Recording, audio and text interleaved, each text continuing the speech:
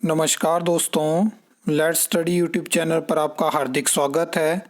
I hope आप अच्छे होंगे, स्वस्थ होंगे। इस वीडियो में हम सबसे पहले हिमाचल प्रदेश में जो असिस्टेंट प्रोफेसर कॉलेज कैडर की वैकेंसी है, तो उसमें लेटेस्ट रिप्लाई हमें हायर एजुकेशन की तरफ से क्या देखने को मिला है उसके बारे में हम बात करेंगे। क्योंकि आपने बहुत सारे आरटीआई रिप्लाई देख लिए होंगे जहां पे पब्लिक सर्विस कमीशन शिमला की तरफ से जो जानकारी दी गई, आगे अपील फाइल करी गई, तो डिटेल में हम बात करेंगे।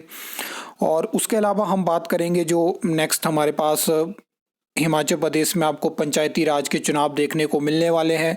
तो उसकी वजह से क्या होगा, हिमाचल प्रदेश में नेक्स्ट मंथ जो है वो आचार संहिता लगेगी, तो क्या नई भर्तियां आपको देखने को मिलेंगी, क्या एग्ज़ाम कंडक्ट होंगे, उन सब चीज़ों के ऊपर हम बात करेंगे। उसके अलावा लास्ट में हम आउटसोर्स वैकेंसी के बारे में बात करेंगे, क्योंकि आज ही हमने आउटसोर्स भर्ती और जो कोर्ट केस है उसके बारे में बात करी है। तो लेटेस्ट आरटीआई रिप्लाई आपके सामने है, जहाँ पे हायर एजुकेशन की तरफ से बताया जाता है कि हमने जो है वो requisition public service commission Shimla भेजी है, लेकिन ऑनलाइन मोड में सिर्फ फिलहाल जो है वो रिक्वेजिशन भेजी गई है। जो मेरे चैनल को लगातार फॉलो करता है, मैंने आपको जानकारी दी है कि रिक्वेजिशन जो होता है किसी भी डिपार्टमेंट, बोर्ड, कॉरपोरेशन से दो मेथड से जाती है। एक तो ऑनलाइन मोड में जाती है और दूसरी होता है ऑफलाइन भी जाती है। कई बार हमने देखा कि मिसमैच भी हमें देखने को मिला ऑनलाइन और ऑफलाइन रिक्वेजिशन में। तो कुछ चीज़ों को ऑफलाइन करेक्ट किया जाता है, कुछ को ऑनलाइन करेक्ट किया जाता है। तो इन्होंने बताया कि हमने रिक्वेजिशन ऑनलाइन भेज दी है। उसके बाद डिपार्टमेंट का कहना है कि अभी हम रिव्यू कर रहे हैं और ऑफलाइन रिक्वेजिशन हमने नहीं भेजी है, जिसकी वजह से अभी जो है वो रिक्वेजिशन जो है ये रिक्रूटमेंट शुरू नहीं हो पाई है।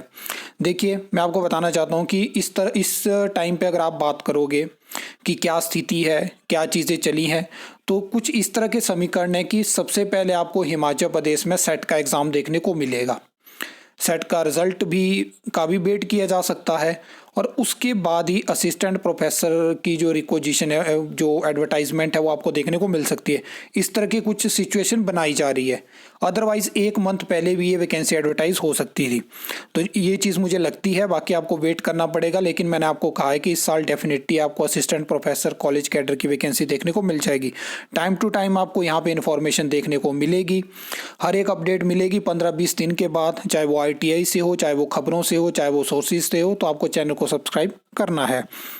अब देखिए कि हिमाचल प्रदेश में मई के महीने में चुनाव होने वाले हैं, और अभी बताया जा रहा है कि इसमें जो है वो 4 फेजेस में ये चुनाव हो सकते हैं, जिसमें कि 3 फेजेस में पंचायतों के होंगे और एक फेज़ में जो है वो जो शहरी निकाय उनके चुनाव होने वाले हैं। ठीक है।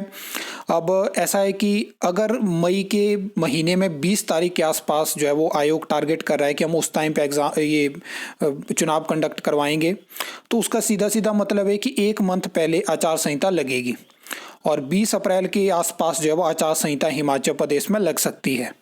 मैंने पहले भी आपको बताया कि जब चुनाव की आचार संहिता लगती है, तो उस दौरान क्या होता है कि कोई भी नई भर्ती एडवर्टाइज नहीं हो सकती है।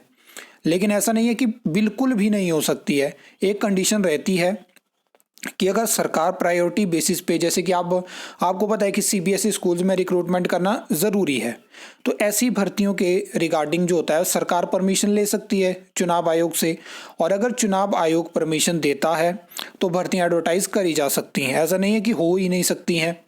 लेकिन जो रिज़ल्ट रहते हैं, जो एग्ज़ाम कंडक्ट होने हैं, वो लगातार होते रहेंगे, क्योंकि इस बार तो इस चीज़ का भी इम्पैक्ट नहीं पड़ेगा कि ऑफलाइन आपने एग्ज़ाम कंडक्ट करवाने हैं, सरकारी स्कूल कॉलेज में कंडक्ट करवाने थे, तो वहाँ पे जो टीचर्स थे जिनकी ड्यूटी लगवाई जाती थी एग्ज़ाम में, तो वो तो अभी चुनावों में व्यस्त होंगे। इस बार आपको पता है कि प्राइवेट एजेंसी के माध्यम से एग्ज़ाम कंडक्ट करवाए जा रहे हैं, उनके लिमिटेड सेंटर्स हैं, उनके अपने सेंटर्स हैं।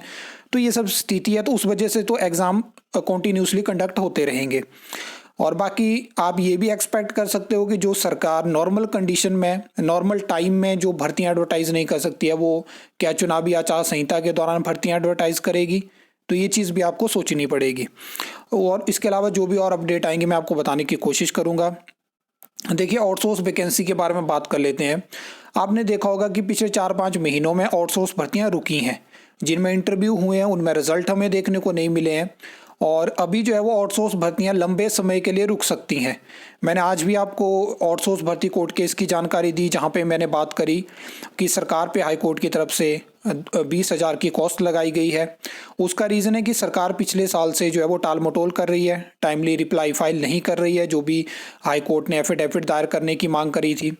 अब उसमें क्या है कि 2 कॉलम में जानकारी मांगी गई है, जहाँ पे सरकार से पूछा गया है कि आपने 2017 के बाद कितनी आउटसोर्स भर्तियां करी, इस टाइम पे जो अलग अलग डिपार्टमेंट बोर्ड कॉरपोरेशन में आउटसोर्स एम्प्लॉयज़ हैं उनकी रिक्रूटमेंट कब हुई है, क्या उनके लिए कोई पॉलिसी है।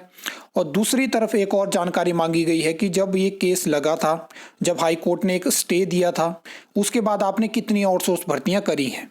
तो ये बड़ी जानकारी सरकार को हाई कोर्ट में देनी है, जो कि अभी तक दायर नहीं हो पाई है। और आपने देखा होगा दिन में मैंने आपको बताया था कि हाई कोर्ट ने ये भी चीज़ क्लियर करी है कि अगर सरकार नेक्स्ट हियरिंग से पहले अगर उस रिप्लाई को, उस एफिडेविट को दायर नहीं करती है, तो अभी जो डॉक्यूमेंट्स हाई कोर्ट के पास हैं उन्हीं के बेसिस पे हाई कोर्ट में जजमेंट हमें देखने को मिल सकती है। तो ये चीज़ है।